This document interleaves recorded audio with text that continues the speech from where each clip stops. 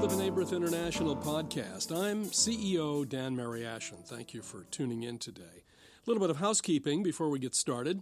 Be sure to visit our website, b'naibrith.org, like us on Facebook, and follow us on Twitter.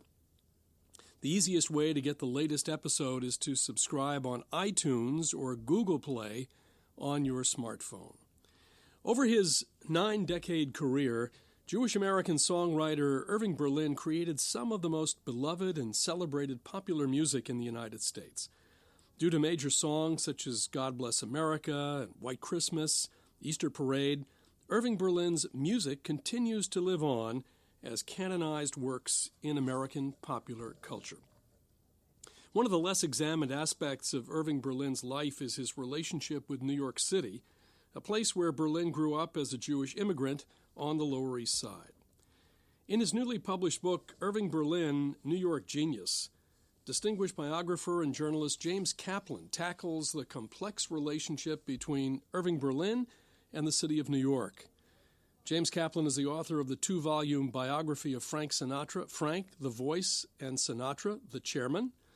He has also profiled a wide range of public figures, including playwright Arthur Miller and comedian and writer Larry David. James, thank you very much for joining us on the podcast. Oh, Dan, thank you for having me.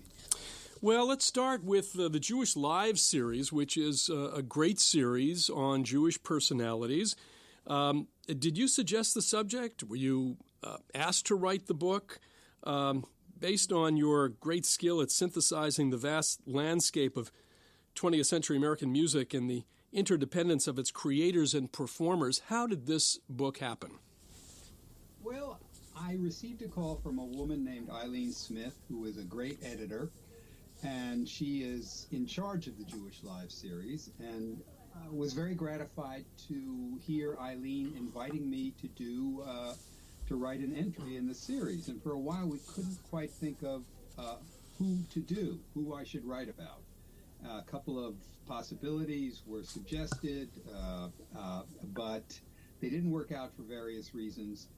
And then a light bulb sort of flashed on over my head. Irving Berlin was somebody who not only had written a lot of songs that Sinatra had recorded, but was very important in my household growing up. My mother went to New York City's High School of Music and Art, now the High School of Performing Arts. She was a singer, piano player. She often played Berlin songs on the piano and sang them. So it was sort of in my bloodstream as I was growing up.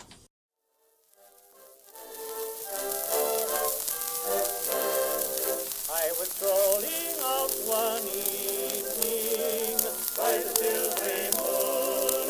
I could hear somebody singing a familiar tune, so I stopped a while to listen. Berlin's history and the musical path he followed dovetails not only with the story of New York, but the real narrative of the immigrant experience.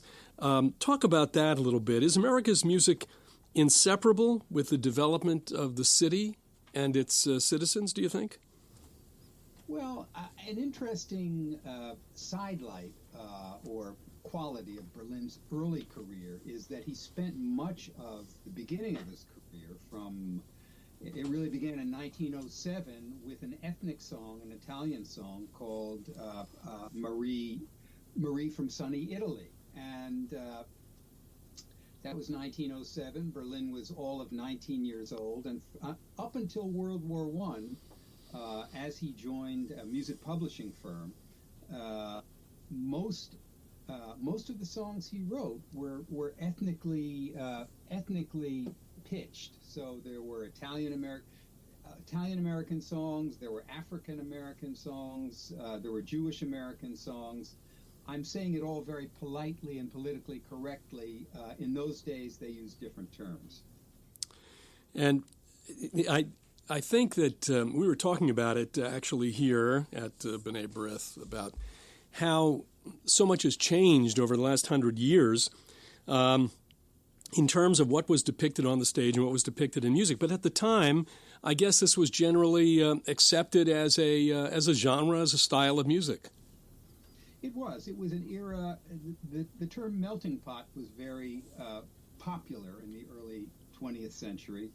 But in fact, I always think of New York City and of the country as a whole, then and to this day, really, as an unmelted melting pot. So there were Jewish neighborhoods, there were Italian neighborhoods, there were Irish neighborhoods, and if you were a kid in New York City back at the beginning of the 20th century and you walked into the wrong neighborhood, you could get a pretty bad beating. And I think this fact was reflected in the songs that were written. There was a sort of glorification, celebration of ethnicity, but with a kind of an underlay of what? Sometimes of gentle mockery, sometimes not so gentle mockery. When reading the book, it's hard for me to figure out whether Berlin seems to have had a happy life or not. Did the intense poverty experienced by Berlin as he grew up scar his later years, leaving the memory of suffering that might have affected the way that he dealt with the world and dealt with music? How did his immigrant experience? Father was absent after a certain period of time.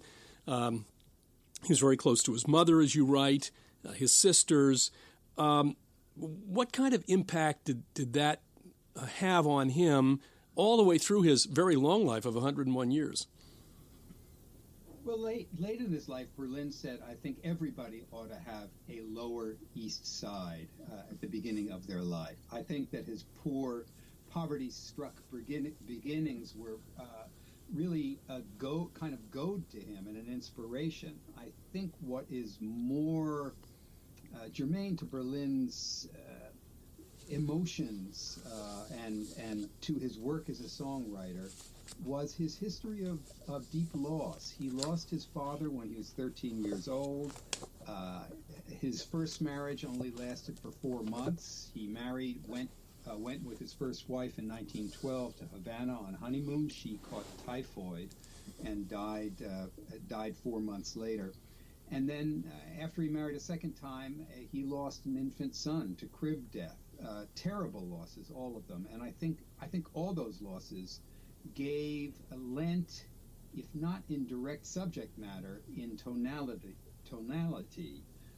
lent his compositions an undertone of sadness. How did his Jewish background impact his not only his essential understanding of American life, a vision or perhaps more of an intuition that could perfectly kind of convey the way people experience romance, joy, loneliness, child nostalgia, and even more?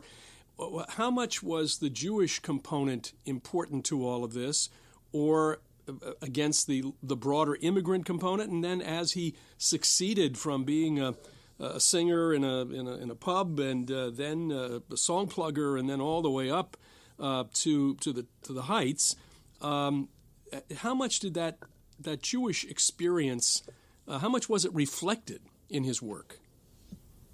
I think it was deeply reflected in his work. Berlin felt himself Jewish to his bones. His father was a cantor. Berlin used to go along with his father when his father managed to catch an odd gig, high holy days, singing at some of the synagogues on the Lower East Side. And although Berlin himself was never an observant Jew, he was deeply Jewish. It's always interesting to me that we can use the phrase secular Judaism. So many Jews, present company included, think of themselves as deeply Jewish and yet secular. We don't say that really about Christianity. Don't talk about secular Christianity or secular Islam. Berlin was a secular Jew, but a Jew deeply, and a New York Jew from the beginning. He came as part of that great migration from Eastern Europe because of the outrages and the pogroms in Russia at that time, and so he was a despised minority, leaving Europe and arriving in what was supposed to be the Golden Medina, the place where the sidewalks and streets were paved with gold. He found otherwise, but he succeeded and he thrived. And I think that he was always deeply aware of his immigrant background and always so grateful to America for letting him succeed to such a great extent. As you write in the book, it seems he was even surprised by his own success, and he had the early songs which you cover in the book. There were some ethnic dialect songs and others, but then in 1911 comes Alexander's Ragtime Band, and that's the turning point. Tell us about that. It was a great turning point, not only in Berlin's career. It was a huge thing, this song. It was a song that he kind of had in his head.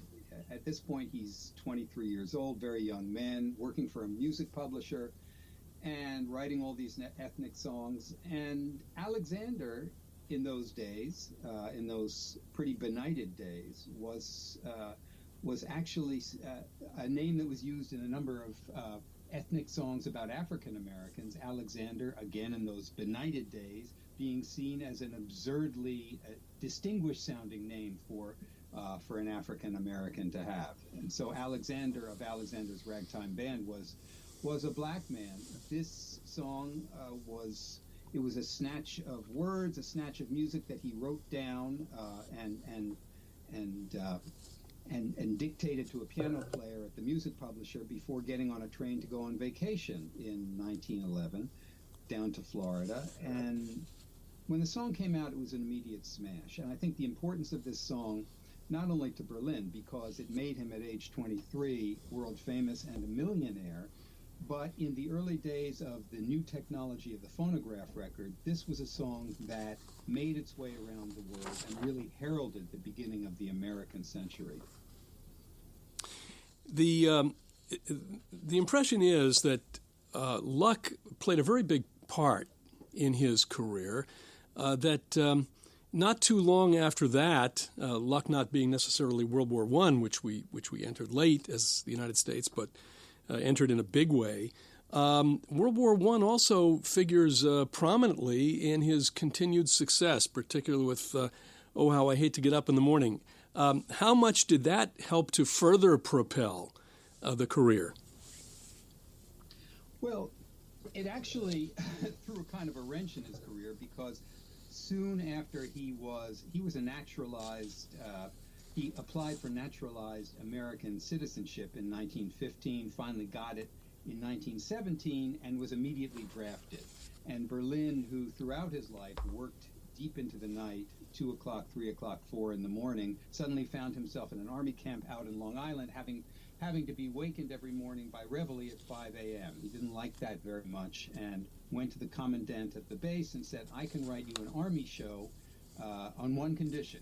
If you would please let me sleep in when the bugle blows a reveille at 5 in the morning. He was in the army for about a year and a half, and his business, even though he wrote this army show and brought it to Broadway, his business was sort of slowed down by his army hitch. But when he came back from the army, he really hit the ground running. And with the success of the army show, the success of Oh, How I Hate to Get Up in the Morning, and the continued success of Alexander, he really charged into the late 19-teens and early 1920s with an enormous amount of commercial momentum. He seemed also to have a very good business sense. Always reading the book, always conscious of the business implications of the creative work that he was doing in terms of the music publishers that he worked for, and then to go into business for himself, and then ultimately later on to be involved with the building of the Music Box Theater. Talk to that special quality. Not every composer, actor, singer is able to do, it seems, to be both your own agent and the creative partner in a career.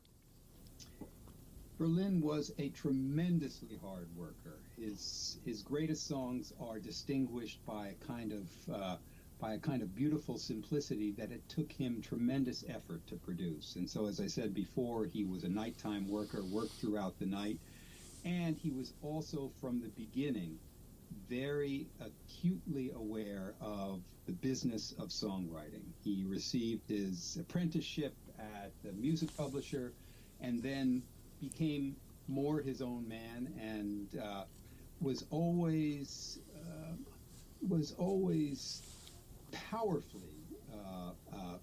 powerfully motivated, and he was an incredibly effective negotiator with Hollywood, for example, in the 1930s. All these studio moguls said they had never seen a tougher trader than Berlin. He, in later life, even into his 70s and 80s, he used to go around to music stores where sheet music was sold, and he would run a finger across the sheet music of his own songs to see if there's any dust on them. And if there was, oh boy, there was trouble.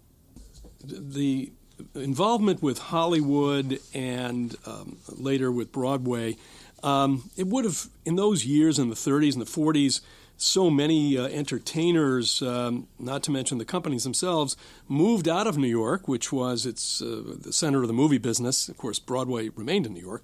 But he stayed in New York. He was a New York guy in that sense. Why didn't he make the move? Well, when he went to Hollywood, he felt out of place. Berlin was a guy who his whole life loved Times Square. He loved the bustle of New York. He loved the buzz of New York. He loved the Jewishness of New York. He loved the delis, the Jewish delis around New York. He loved being able to buy all the daily newspapers at 2 a.m. in Times Square. And Hollywood he found dreadfully sleepy and stultifying. It was a company town where he was able to drive hard bargains and make a lot of money, and make one of the great partnerships of his life and friendships of his life with Fred Astaire, but always found himself drawn back to New York. That was really, from the moment he walked onto that gangplank and onto Ellis Island in 1893, he was a New Yorker through and through. To go back to the composing for a second, you write about, there seems to be some discussion about many of the songs that he wrote, whether they were based on his own personal emotions, given his own private life, or whether he simply was a genius at turning out lyrics, as you say, working through the night, having to produce 14 songs for a show, 24 songs for a show. How much of the songs like Always and others were from deep within him, as opposed to simply sitting down with paper and pen and sketching something out musically? He wrote very well for character, and he was able, in these ethnic songs, if he was writing an Italian song, he could write as an Italian-American character. If he was writing an African-American song, he could try anyway to write as an African-American character. But he was most himself when he was writing witty music and witty lyrics. He was a composer of such great wit and simplicity and fun. So, to go back to the music and how he composed, there's a discussion in the book about whether or not, and it shows up in a couple of places, whether or not or how much of Irving Berlin's own emotions went into some of his more successful and I would say more beautiful songs, a song like Always.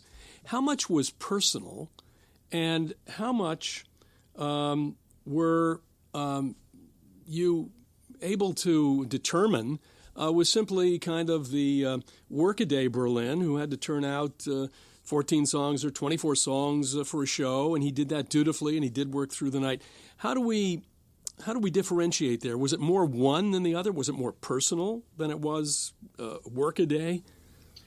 It was both, Dan. It was all of the above. Berlin always argued strenuously against the, as he saw it, accusation that he was writing autobiographically. He only wrote nakedly autobiographically a few times. He wrote a beautiful song about his late first wife, Dorothy, a song called When I Lost You. And one could argue that some of the deep emotions of a song like Blue Skies, for example, which I always call the saddest song about happiness ever written, were very much Berlin's own emotions. His most powerful songs come from, as I said before, he experienced loss, come from a place of depth in his soul, and yes, sometimes express sadness along with happiness. At the same time, Berlin could take a show, and I think the acme, the zenith, the height of his art in this regard would be Annie Get Your Gun, when Berlin wrote an entire show about a young female sharpshooter, Annie Oakley, in the Wild West. To move it up into the late 30s and into the 40s, I didn't want to leave our discussion without talking about This Is the Army. Now, I say that because he's now passed away a couple of years ago, but there was a trombonist in his orchestra who was in the movie This Is the Army. He must have been 19 or 20, I guess, at the time. And he was a regular synagogue goer at my synagogue.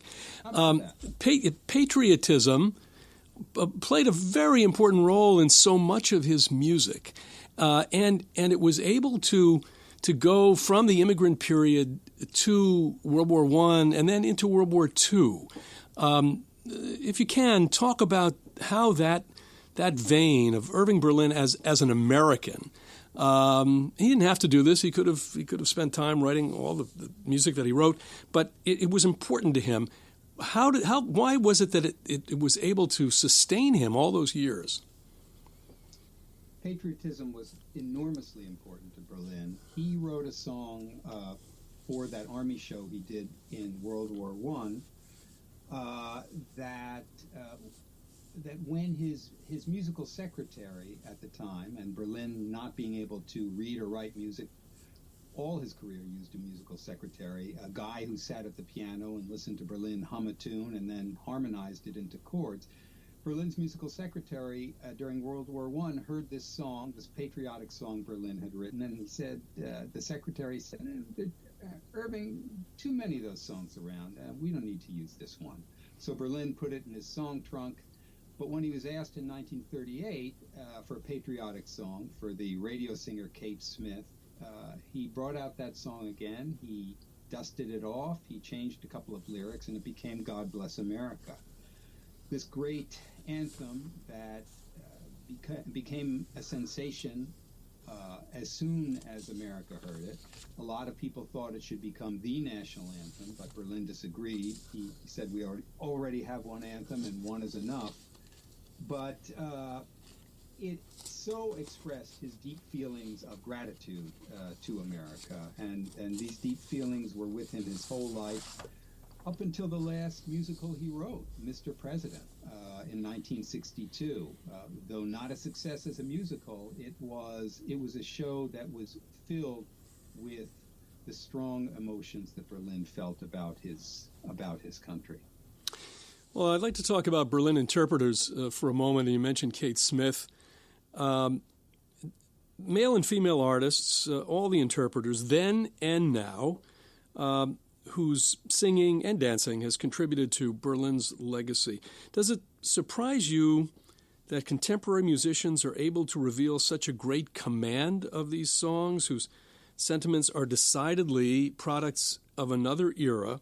And was Berlin able to distill an emotional essence in his music that continues to be universal? What is that? What is it that causes contemporary interpreters, young people who we're talking just within the last generation and a half, continue to go back to the vault to interpret his music? What's the secret? We should all know the secret. It is. It's both a secret, Dan, and a mystery, a great mystery. What makes an enduring standard? What makes a song like "What'll I Do" from 1924, or "Blue Skies" from 1927, or "Always" from 1925? What makes those songs hold up? They are beautifully constructed. And yet Berlin himself said, having written 1,500 songs over the course of his career, that he always claimed he had written more bad songs than anybody. Fine. He worked hard, and working hard means turning out product that is not always up to your highest standards. But the songs that were up to his highest standards endure, and there's no mathematical formula for them.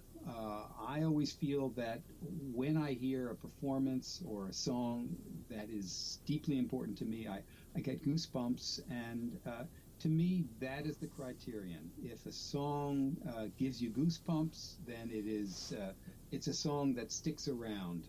And Berlin's best music, best compositions have stuck around for 60, 70, 80 years, and I think will continue to stick around. And finally, Christmas. How did Irving Berlin become America's most beloved Christmas composer? And did he, like most people who lived in the U.S. at that time, understand and perhaps magnify the role of the holiday in their lives, particularly during World War II? Again, timing, so important to his great success.